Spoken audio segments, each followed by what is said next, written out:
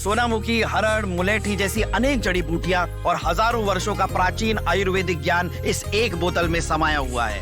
कायम टैबलेट, आपकी खुशियों का साथी।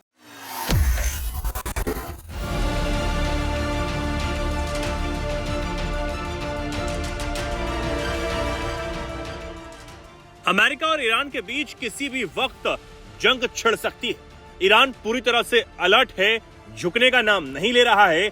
माना यह जा रहा है कि अमेरिका ने भी अपनी तैयारी पूरी कर ली।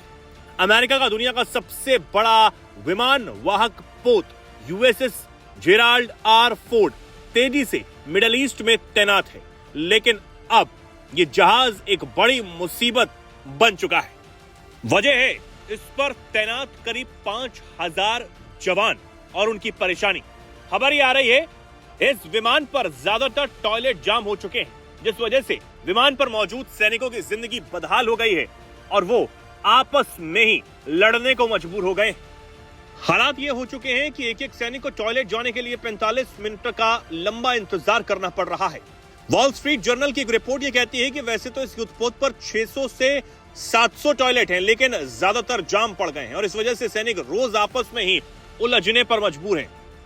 करीब 13 अरब डॉलर की लागत से बने इस अत्याधुनिक युद्धपोत में वैक्यूम आधारित सीवेज सिस्टम लगाया गया था, जिसे पानी की बचत के लिए डिजाइन किया गया था, लेकिन यह सिस्टम ही जहाज पर मौजूद 5000 से ज्यादा सैनिकों के लिए मुश्किल बनता हुआ नजर आ रहा है। रिपोर्ट्स ये कह रही हैं कि पाइपों का आकार छोटा होने और कैल्शियम जमाव जैसी तकनीकी समस्याओं की वजह से बार बार पाइप जाम हो रहे हैं और स्थिति खराब होती हुई नजर आ रही है। अब इस स्थिति की गंभीरता का अंदाजा इस बात से भी आप लगा सकते हैं कि 2025 में सिर्फ 4 दिनों के अंदर ही 200 से ज्यादा बार टॉयलेट सिस्टम यहां फेल हुए, जबकि इंजीनियरों को इसे ठीक करने के लिए कई घंटों तक काम करना पड़ा। इसके अलावा 2023 से अब तक बाहरी तकनीकी सहायता के लिए 40 से ज्यादा बार मदद भी लेनी पड़ी है। समंदर में इसकी लंबे समय से तैनाती ने समस्या को और ज्यादा बढ़ा दिया है।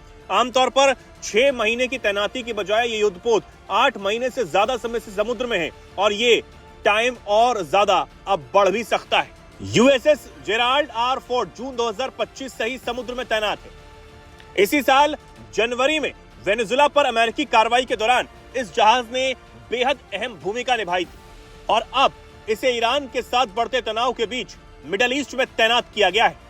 हालांकि अमेरिका इसे लेकर यह कह रहा है कि इन तकनीकी समस्याओं का जहाज की युद्ध क्षमता या फिर मिशन पर कोई असर नहीं पड़ने वाला, लेकिन एक्सपर्ट्स इसे लेकर चिंता जता रहे हैं कि ऐसी समस्याएं अगर लंबे समय तक रहती हैं तो वो सैनिकों के मनोबल और उनके कार्य क्षमता को प्रभावित भी कर सकती हैं। अब ये समस्याएं सैनिकों के साथ तब हो रही हैं जब ईरान पर हमले करने के आदेश ट्रंप किसी भी वक्त दे सकते हैं और अगर एक बार वो आदेश दे दिया गया तो उसके बाद जंग का ऐलान दोनों तरफ से हो सकता है।